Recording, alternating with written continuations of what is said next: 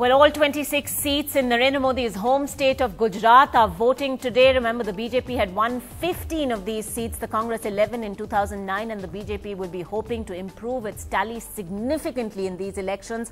However, the big worry for them, the heat wave-like conditions across the state already. Temperatures are absolutely soaring. The Election Commission also extending polling hours over here. The Chief Minister and the BJP's Prime Ministerial candidate Narendra Modi out early to cast his vote in Ahmedabad, in an Ahmedabad polling booth, which is part of the Gandhinagar Lok Sabha seat. His mother too cast her vote as well.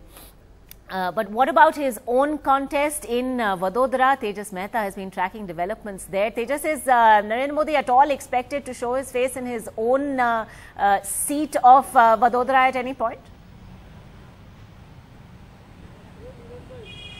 Well, not really expected today, given the fact that he is scheduled to travel outside of Gujarat in other areas where elections will take place later and continue with his rally and his campaigning. But here in Vadodara, voting has begun, and there has been some brisk voting in the morning itself. You can see people queuing up at this particular booth in Vadodara itself. Now, this is where also very soon we'll be expecting the former Maharaja and the former Maharani Shubhangini Raje, who was also the proposer for Narendra Modi, along with a chai wala. So the symbolic message which Narendra Modi, of course, gave out the day he cast his he gave his nomination papers here in Vadodara itself. The symbolism, of course, that the highest person in the area and the lowest person, he wants to take them all in. Of course, the larger question is, will he be able to convince all the people of Gujarat? Mind you, there are 26 seats here, and the BJP has got this plan called Mission 26, trying to win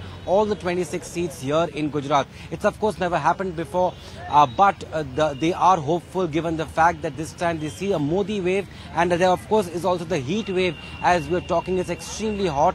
Will voters really come out and vote, given the fact that in 2009 only about 49% of voters came out here in Vadodara, less than that across Gujarat, and in fact since 1991 only once in 1998 has the voter turnout reached somewhere near 59%. So the big worry is about voter turnout. Will it really go beyond expectations, especially in urban areas like Vadodara, Bharuch, Ahmedabad?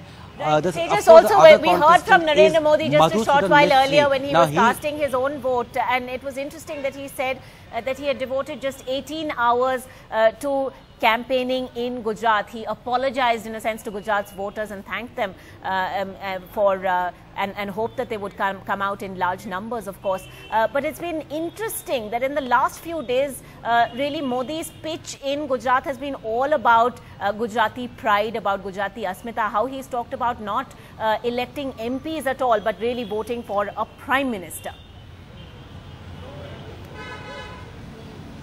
That's exactly the point which the BJP has been pitching here in Gujarat itself, given the fact that this is would perhaps only be the second time, if Narendra Modi does manage to become the Prime Minister, if the BJP and the NDA do get to reach beyond 272, that this is only the second time that a Gujarati will be made the Prime Minister of India after, of course, Morarji Desai. And therefore, that sense of Asmita, the pride of Gujarat, where he keeps talking about 6 crore Gujaratis, it's in the entire campaign here in Gujarat, not just of Narendra Modi, who has only spent 18 hours because he was campaigning right across the country, but for other BJP, leaders here has been about trying to ensure that a Gujarati is being made the Prime Minister of India. Of course, they have this confidence given the fact that they've been winning the assembly elections for many years now. 3-term Chief Minister Narendra Modi already. So they have this confidence about trying to win all the 26 seats here,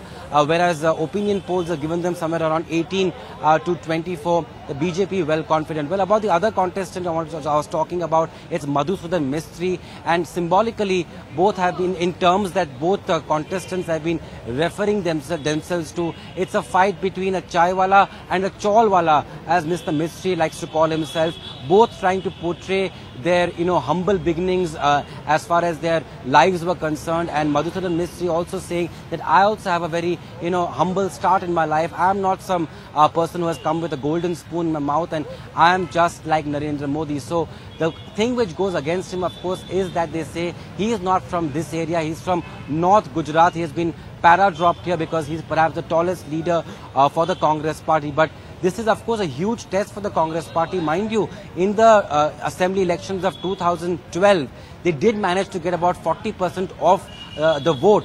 But that wasn't possible for them to convert into seats. So the big challenge for them is to try and convert into seats. Of course, they've always done better in Lok Sabha elections compared to state elections. So that's what they will be hoping.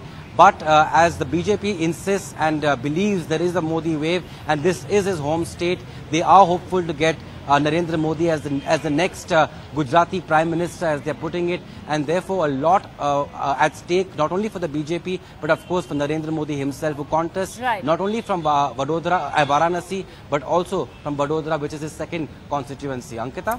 All right, Tejas, thanks very much indeed for joining us with all of that.